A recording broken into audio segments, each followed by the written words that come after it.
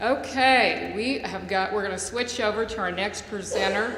If you're ready to shake, rattle, and roll, I'm ready to introduce Tammy Wellbrock.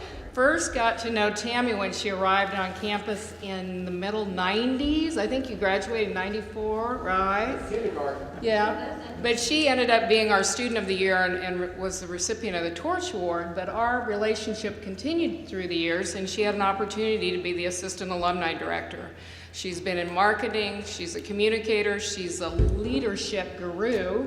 I'm very pleased to welcome today Tammy Wellbrock, and get ready, she's going to have you standing up and do all kinds of stuff. So Tammy, take it away.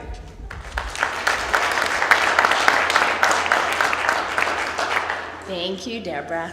And you'll have to bear with me. I've had the proverbial cold this fall, so my husband was so excited when I was about to lose my voice. And I kind of teased him a little bit because I didn't get it done all the way. But anyway, I was told by the gals, and please feel free to come up and do what you need to do, Charlene. But I told Charlene that while she's getting the PowerPoint ready, I am got an activity for all of you because I was told that I'm to get you guys up and moving. So this is a would you believe, and a Fort Hayes style would you believe. You want me to take that? You know what? I'll just get out of the way. Use your wireless. Never mind. Look at Andy coming to Look at that. Okay.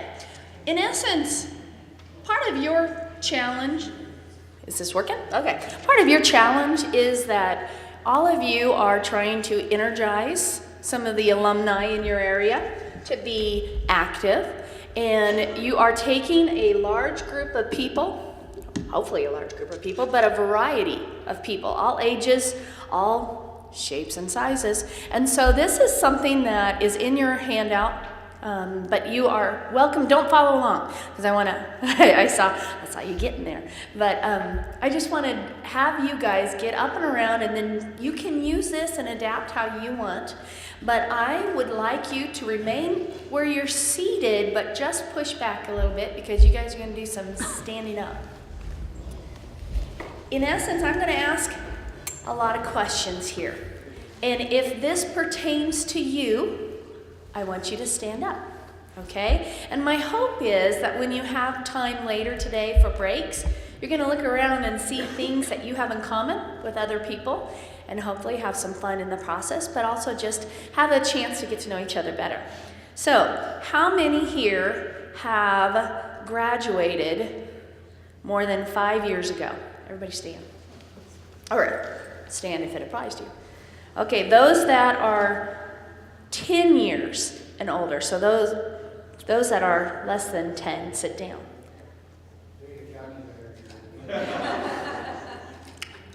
20 years. So we've got quite a lot of different people here, of all different sizes. 30 years.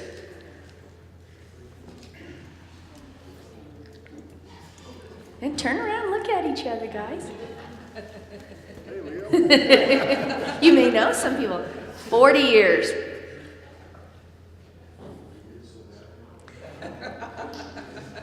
Do you want to just sit down? But anyway, so that's a great way for you guys to get to know, that you can go ahead and sit down, to get to know all the different ages. Okay, we're keep going. No, we got lots more questions. Okay, how many of you have personally met more than 3 Fort Hayes State University presidents? And you can include Dr. Hammond in that.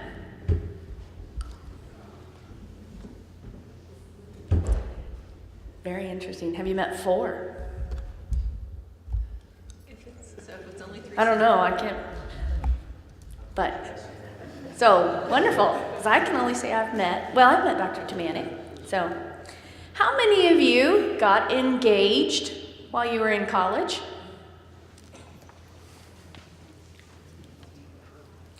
Very nice, okay. How many of you actually got married while you were in college?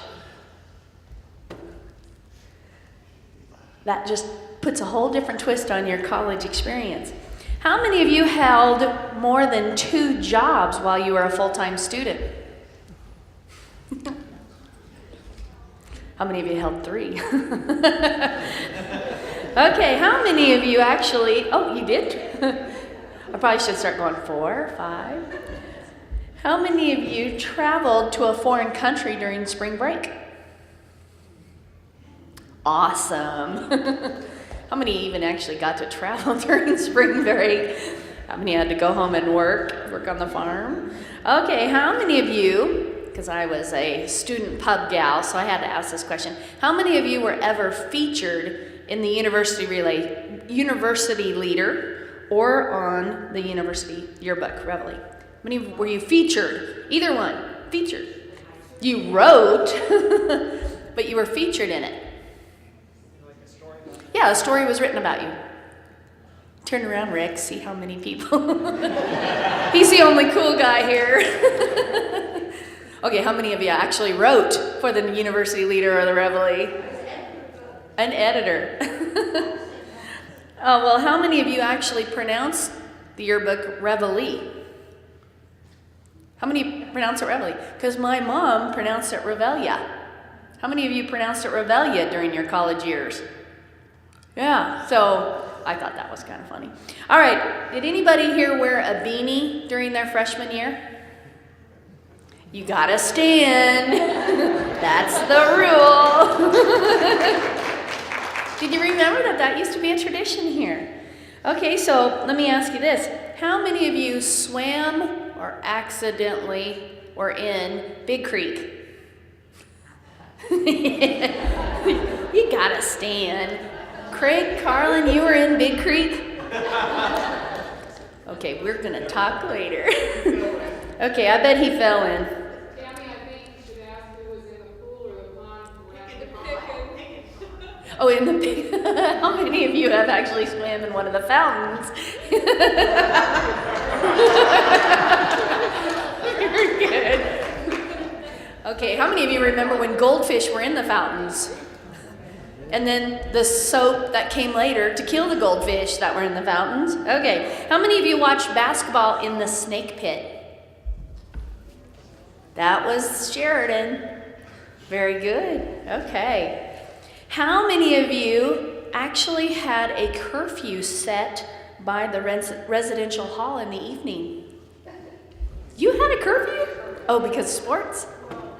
Couldn't get back in after Well, I know at one time my mom was in Agnew Hall, and the women had to be in their dorm every evening by 9 o'clock. So my mom has told stories where she would get her friends to sign her in, and then they would meet her in the back door because she was out with my dad. That naughty girl. How many of you lived in a co-ed dormitory? Only Andy. There's co-ed? I mean, as far as they're now, now they are, but it wasn't. Oh, that was a big deal back in my day that you would never have men and women living in the same dorm, in the same building. Now you're next door. How many of you attended college on an athletic scholarship? Very nice, very nice. How many of you attended college on a music scholarship? No one. Well, I was going to ask this for Tim, an art scholarship? How about on an academic scholarship? Very nice, very nice. How many were just happy to get any type? No, I'm just kidding. Anybody here part of the Greek system? Okay, we got a lot of different people. Okay, here's the most important question. Who here never got drunk while being a student at Fort Hays State? Look around the room. Thank you very much. You guys can certainly, that's just an activity you can use to get to know some of the people at in your groups and change up the questions however you'd like. But is there a clicker or do I need to be clicking? Is there a clicker? I can click. No, that's okay. Where's the enter? Okay. Well, that's the would you believe. Well, one of the things that I was asked to do was to help all of, not help you, but certainly you have your challenges. And I'm going to change this mic. So can I Put just... that back there. Good. So one of the challenges I think that we all have is how do you get that alumni group to be able to perform? And certainly at our leadership pays class that we provide, we talk about how that business group can lead to performance in the business workplace. But really any group that you ever work with, whether it's your volunteer groups at church, whether it's your work group, whether it's your family, I mean, every group has dynamics that are the same. And so we're just going to explore a little bit about that. And I wanted to hopefully help you be able to create that cohesiveness in your Fort Hays Alumni chapter. And you can take these skill sets to whatever level you want, or to whatever group. But there are 4 steps that every group goes through. They gather, then you'll experience chaos. And then it goes to unity, and then it goes to performing. Sometimes it's called forming. Oh, and their handouts are in your books too, in the back. Yeah, so if you wanted to take notes. Excuse me.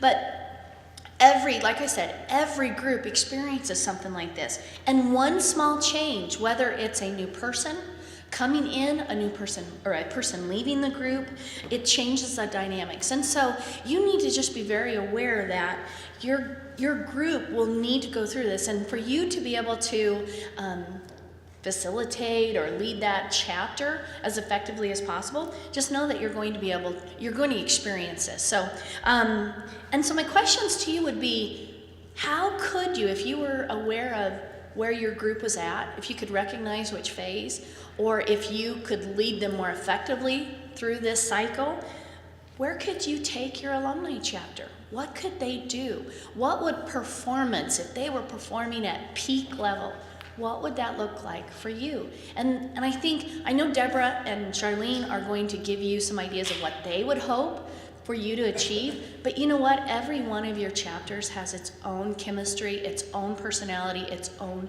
culture.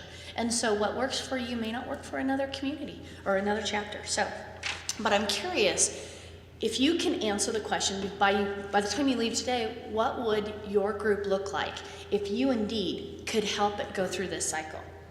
So, gathering is that informal process that you guys all did when you were grabbing your coffee and grabbing your refreshments.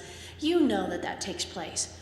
But do you intentionally put something together for your groups that helps them get to know each other? That you and the key thing is the intentional. Like, for instance, that activity that I just did with you. It gets people talking, it gives them some already broken the ice opportunities to be able to get to know each other and to be able to work closer together. But keep in mind, you may know everybody in this group, but there may be one person that doesn't feel like they're accepted, that doesn't feel necessarily that they're aware of what is the point of this chapter, what is the point of my role in this chapter. And so at that point, that's up to you to make them feel safe, to make them feel welcome, and to create that structure, whatever that structure is for your group. So keep in mind, conversation is going to be guarded, it's going to be more polite.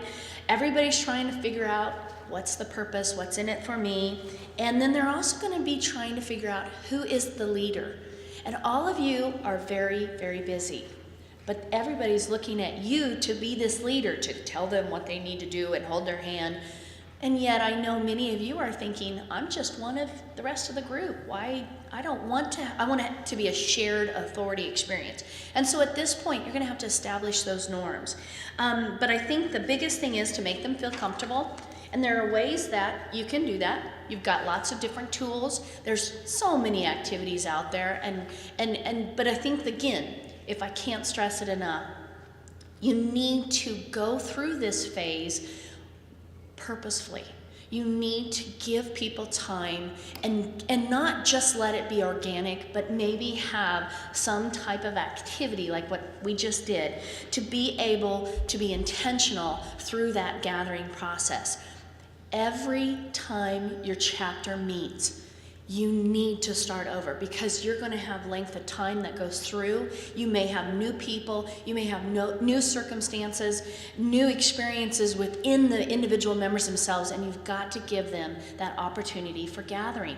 And most often, this is the stage of that cycle that we skip over. We don't really value it because we think, oh, they'll get to know each other when we eat for lunch.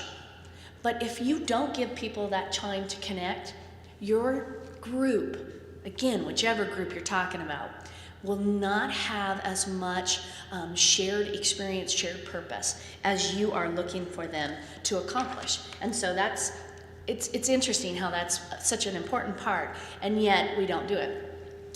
But then the next phase is the chaos. And I'm going to actually purposefully put you in a chaotic moment here. This is the time that feels messy. We hate this time. Our group is not doing anything. They're not getting together. They're all over the place. No one volunteers. No one steps forward. It's not, though, necessarily a bad thing. Every group must experience chaos in order to get to that bonding moment. And if you think to any group you've ever been a part of, when you really felt like you gelled, and many of you stood on the athletic question that you came on athletic scholarships, but I think about sporting events, you usually had to go through the chaos of practice, the chaos of pain. Okay, that was my experience. But you certainly have a lot of chaos before you get to that cohesive moment. And it is so important to experience that together, the bad stuff, to really appreciate the good stuff. Well, what does the chaotic moment look like in your chapter? It's going to be different, but more than likely, it's probably all of you have really gotten frustrated at this point and have probably second guessed that, do I really want to do this? Do I really have the time to take this junk on? And why did I volunteer? But if you just welcome it, the fact that the chaos is natural, the fact that the chaos can certainly be your friend, it will take you from an ineffective group to one that's very effective. And so at this point in stage, I think it's important to realize that you know you're in chaos when people are jockeying for position. That's when your loudest speaking people are kind of running the meeting and probably running it away in a different direction than you want to take. And everybody's kind of starting to smile there. You all got that person's mind face in your thinking cap. But and sometimes that's more where one is trying to dominate over the other. And they're really the people that are more reserved, that are more your analytical thinkers, they're just trying to gauge, where do I fit in? And so they're still trying to catch up with those that are bulldozing forward. This is the chaotic moment, but it's okay. Here's some tools to help you through that. This is really your primary role, or your primary goal is to help this group discover its mission. And so at that point, what is your mission, and helping them decide it? You may not know that answer. Hopefully you know more answers yet today when you leave, but utilize small groups, break people up, try to get them to work together, and help each individual see their role on the big team and the big picture. And make sure that everybody that you can help acknowledge and help them realize their individual gifts, their individual role, and the talents that they bring. Somebody in your group is going to be so excellent and comfortable at picking up the telephone and calling those other alumni and asking for money. Tim's like, yeah, I want to know those people. But some of you are like, oh my God, don't let me do that. I don't want to do that. But you know what? I'd plan the social. I'll plan where we're going to go out to eat and have the beer and what kind of beer we're going to drink. But other people hate to do those type of detail work. So then just try to find out who has those different strengths and to meet those needs in your group. And so in chaos, I love this quote. The messy stage doesn't last forever, but if we can certainly take advantage of that chaos, we can certainly we can overcome it. But what's interesting is so many times we want to get past that chaotic stage. We're wanting to just get through it. It always comes into the group. You will always experience chaos Even when you're thinking, yeah, we're doing good, sometime in this cycle, your group will experience chaos. And so it just is a natural part. So don't think badly about yourself as that leader. It's just human nature. Now I'm going to come back and explain some of the other steps, but I think it's time to get you guys back up again with a fun activity. You saw me bring in toys, so we're getting the toys out. So I kind of did an eyeball count, and I was a communication major, not a math major, so I know mathematically this is not going to work out right, but I'd like to get 4 corners, about 7 people at least. I know there's going to be more than 7, but I need 4 groups of around 7 at each corner. Just break up, get in there, and I'm going to get you a hula hoop, and I'll get you more instructions.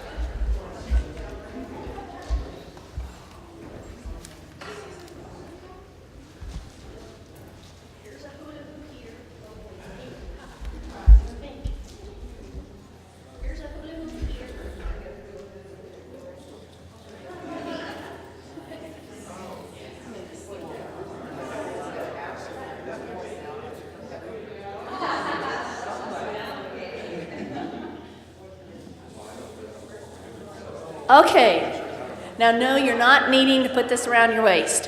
What I want, do we need more people back here? If one of, yeah, Lola, go for it. Because this one's pretty big. How many?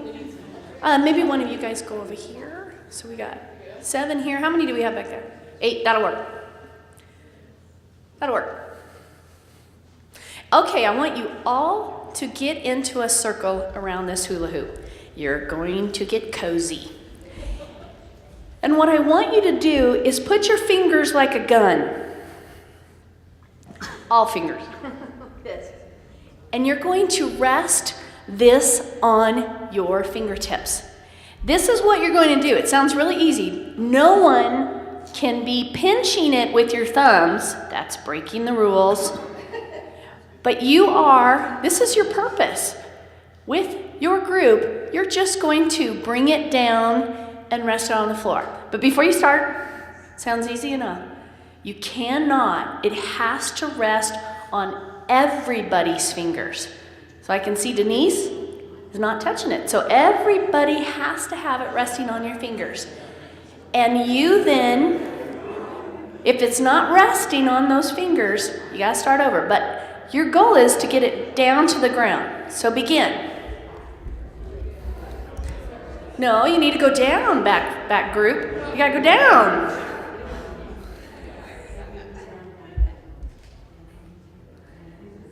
Not sideways, down.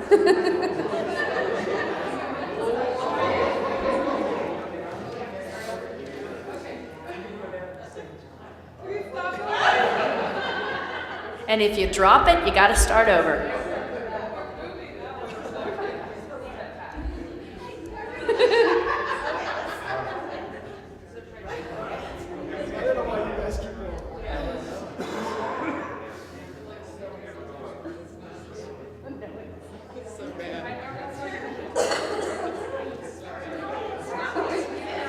And you can't start blaming Craig Carlin for the problem. And you can't change groups.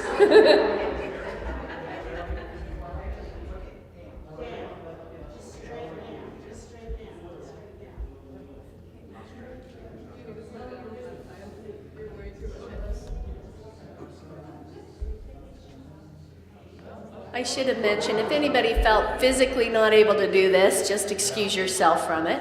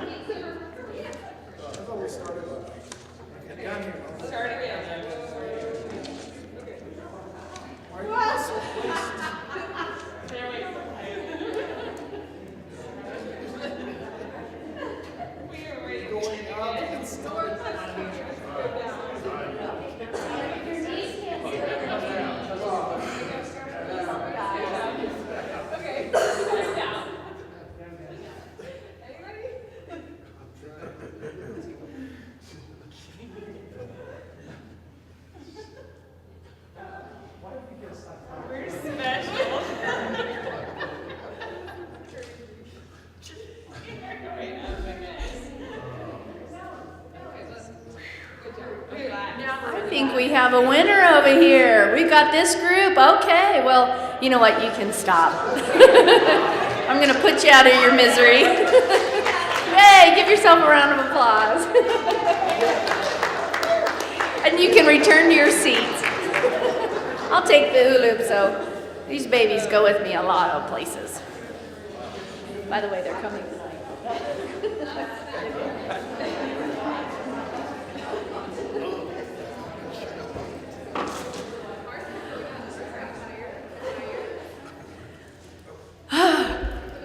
Dang, all we were doing was getting this stupid little circle thing down to the ground. We're going down. I told everybody to go down, and here I go up. And you know, it's hard to keep your finger on. I'm going to point out to Craig Carlin did this, because it's hard to keep your finger on it when you're pointing that you're supposed to be doing.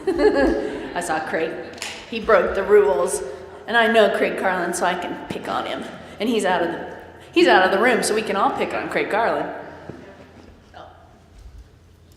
Chaotic. You guys ever feel like you ever got to the point that we were succeeding? You had fun maybe in the process. Let me ask you this. Did any of you know that you were doing it right, but the other people were doing it wrong? If they just would do what you were telling them to do. And how many of you guys, though, knew what your purpose was? I mean, it was such a clear, straightforward thing that you had to accomplish. Why was it difficult? I mean, if anybody had any answers, I'd be more than happy, because then maybe you've got some secrets that we all need to. But you know, it's hard to get to that point. And part of getting to unity, you were all in unity because you knew the shared purpose to get this to the ground. So you were knowing, but you weren't yet to the performing. Some of you never got to performing. Bunker did, some got close. And that's okay. Not trying to make this group feel bad, but you guys stunk. No, I don't mean to be. But you know, you're feeling at the point of unity. I'm getting feedback. What am I doing wrong? At the point of unity, though, you are feeling as a team. You're just not quite seeing, you know, you like everybody in the group, and you feel like you all understand what it is we're supposed to be doing. And I'm not using that handheld from here on. And you know that you can contribute. You just, and at some point, did some of you know that it's not touching your fingers, so you know you're not hurting or helping? And so, didn't you get that feeling that, well, I'm pointless. I'm going to draw back. Is the group better without me? Am I hurting the group's performance? Because I know I'm the one, and it's on high on my end, so it's got to be me doing something wrong, but gosh darn it, I don't know what I'm doing. And so this is a great analogy of how often our groups are just kind of floundering. And you know, I wish I could be up in front of you and saying, well, here's the way you get the hula hoop to the ground.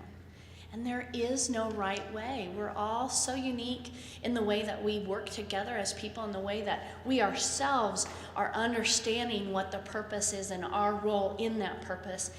And it's often hard to get on the same page.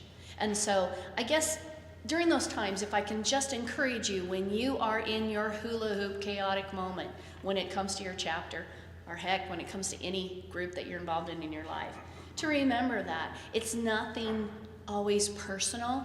It's just striving for another way to be able to connect and get your group. So at this point, let's go back to the hula hoop. You're in unity because all of you knew you were working together. You're standing side by side, and you also, some of you got to realize that your weakness was, and I'm going to pick on Rich. He said, my knees can't do this, so he stepped out. So then you know what? I can't help the group, but maybe I can coach and cheer from afar. Okay? That's one of the things. You can still be in unity to help get your group to that performance stage. But at this point, again, going back through the cycle, you're starting to feel like you're more of a group. You're starting to feel like you get it. You know that the group is starting to relax. You're getting to know each other. And you know, if you guys could have been where I was, and maybe, well, Deborah I know was working, but at one time, those of us that got to observe all of you, it was interesting how we'd have lots of giggles, and then the entire room would even get quiet. And it was interesting, all 4 groups doing their own thing, still were going through some of the cycles at the same time. And I thought that was really interesting. And so at this point, you're just needing to check, do some self-checks. Are we reaching our goal? Are we communicating to the level that we need to? Are we redefining? Some of you guys started over. That's what, at the hula hoop stage, you started over. Okay, that's not working. Let's start something different. Did any of you guys then start adjusting that? Maybe we need to come in closer and touch elbows. And you tried different strategies. Maybe some people thought, you know what, I started out talking here thinking I knew what we needed to do, and now I need to shut up. And so there's just all those different dynamics that are at play. And so here are tools to work through the unity. Certainly being able to work out the processes and the differences and focusing on the task are going to be huge. Helping at your role, helping this group understand how everybody's interacting, helping them interact, helping them see the vision. But ultimately, especially in your chapter, part of it is to have fun. And do we sometimes not get lost in the big purpose of, we did not get more than 10 people to that restaurant. Dang it, it was a failure. But did all those 10 people really have fun? Did they connect? Did you see one new face? Was it a success? And so sometimes the way we're measuring our successes may need to be looked at differently. And that's up to you to let your group understand and celebrate those small triumphs. And so being able to help everybody relate, help them maybe get through some different ways of looking at what it is we're doing, what we're trying to accomplish, are going to be some different ways. And I guess to help you, think back to the hula hoop exercise, and maybe you can learn from your own experience there. And of course, we want to certainly get to performance. And in this wasn't a race, but we, for sake of time purposes, we stopped when the first group, in essence, achieved and performed. And so you all understood the vision, you all understood the talents of everybody else, and you were able to realize the vision. And so you may see once a year your group gets to that performance level, or every meeting your group gets to that performance level. And so that's up to you to determine. But you're certainly being able to be productive. You're working at your peak, and people are showing confidence, enthusiasm, and commitment. And I think that's really what all of you are striving to do in this particular group, and to be able to have fun and enjoy each other's success. And so I guess some tools to leave you that you can help in getting your team to the performance level is to continue to encourage and to continue to remember that we're all so incredibly busy. As you are busy, so is everybody amongst your chapter. And so you may only be able to get that one person once a year. And you know what? That's still engaging somebody at a level that maybe they can do. And it's better than none. Or maybe you just get them for the appetizers and they leave before you get to desserts, whatever that may look like. Celebrate those successes. But then hold people accountable too. Take some risks. Look at ways that, how can you hold somebody accountable without maybe pushing them out of the group completely? Again, a big challenge, but if you are holding other people accountable, then perhaps others will see that they need to remain committed to whatever cause that you're trying to do. And I think to end this, as that chair, as that facilitator of this dynamic group that you are all leading, keep asking yourself, what can you do? What can I personally do to help this group accomplish the task? To not be so hard on yourself when you are experiencing all of those stages, to realize that that is just part of the group dynamic, that that's not necessarily you failing at being this chapter leader, and that ultimately you are all helping Fort Hays see a bigger vision.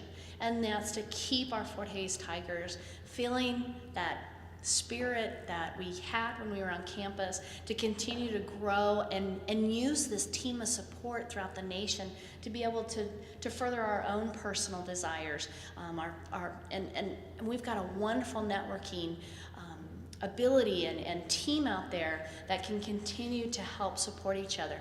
You know, I get to teach one class at Fort Hays State, and it's marketing, and I keep telling them every day that you guys are going to continue to reach out to your fellow alumni, because they're the ones that are going to understand the quality of student that it took and the experience that we got at Fort Hays, and we're going to understand it like no other university can understand what experience we got at Fort Hays. So thank you on behalf of at the Alumni Association. I having worked there, I knew how important it is what your jobs were in garnering that, encouraging that spirit and keeping it alive throughout the state.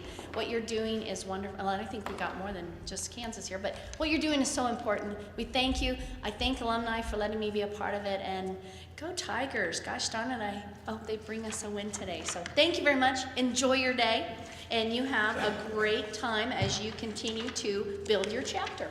I'm out of here.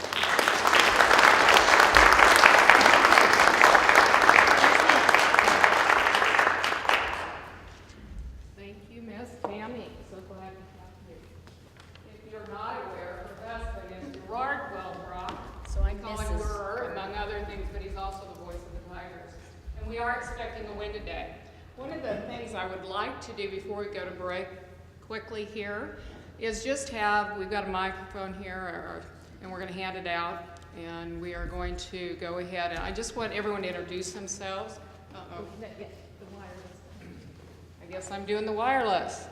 Thank you, sir. So, all right, introduce yourself, grab yours, and where you're from. Mr. Tony. You stand up, please. Tony Finlay, class of 97, Hutchinson, Kansas. Jennifer Brantley, class of 93, Halstead, Kansas. Megan Stoltz, class of 99, Wichita, Kansas. Rich Dreiling, 1969. I just did the math, Denny. That was 44 years ago. Okay. Wichita, Kansas. Rick Meyer, class of 84, Ottawa. Dennis Spratt, Lawrence, Kansas, class of 1971. Craig Carlin, 88 and 96, here in Hayes. Rich Seeker, class 77, master's in 82, Hayes. Kathy Wallert, class of 05 and 09, Russell, Kansas.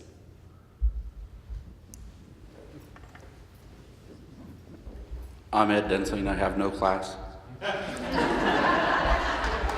I actually graduated from Washburn and Baker University, but my wife is an alumni and my son is 16 and he's here in the campus program, a freshman on campus.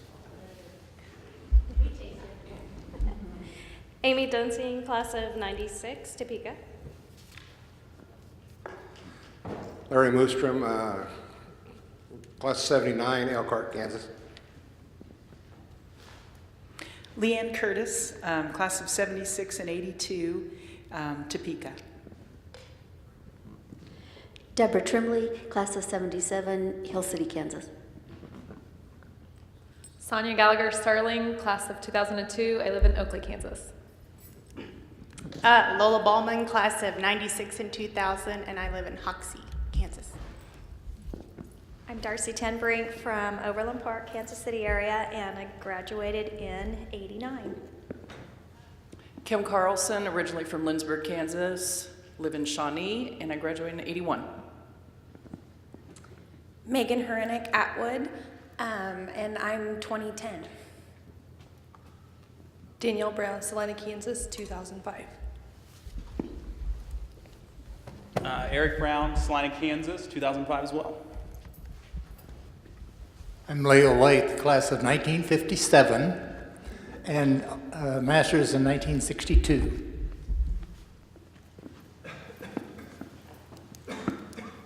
Jessica Willoughby, I attended Fort Hays, but I did not finish here, and I live in Shawnee, and we're moving to Hays soon. Jason Willoughby, class of 2007, Jessica's husband, moving to Hayes. I'm Ashley Adarante. I live in Overland Park and graduated in 2001. Kelly Priest, Manhattan, Kansas, class of 2001. I'm Pam Slackley Pearson, and I officially graduated in 1990, but I finished in 89. And I live in Kansas City, Missouri. I'm Sharon Frame. I'm privileged to be here with my daughter, and I live in Pratt. I'm Rose Frame. I live in Fairway, Kansas, and 2000. Denise Riedel, I live in Overland Park, 1986. Tammy Wellbrock, class of 94 and 2000, and I'm in Hayes, and as a chamber director, I can get you relocation packets for anybody wanting to relocate to Hayes. And I'm John Armstrong, class of 96 and 08, reside here in Hayes. Hello everyone, I'm Charlene. My dirty secret is that I'm not a Fort Hays grad. I went to another of our fine Regents institutions, but I have a Fort Hays grad here that we can talk to. Hi, I'm Suzanne Klaus. I got my bachelor's degree in 02 and my master's degree in 08. I'm Tim Chapman. I attended in the late 70s in the 30s. Okay, as you can tell, we come from a wide array of our background, the cities and different things we bring to the table. But I too am a Fort Hays graduate. I have a degree in 86 and 92. So what I'd like to do now is invite all of you to enjoy a brief break, and we'll be back here to start at 10:15. Again, refreshments in the back, restrooms just through the hall. Thank you.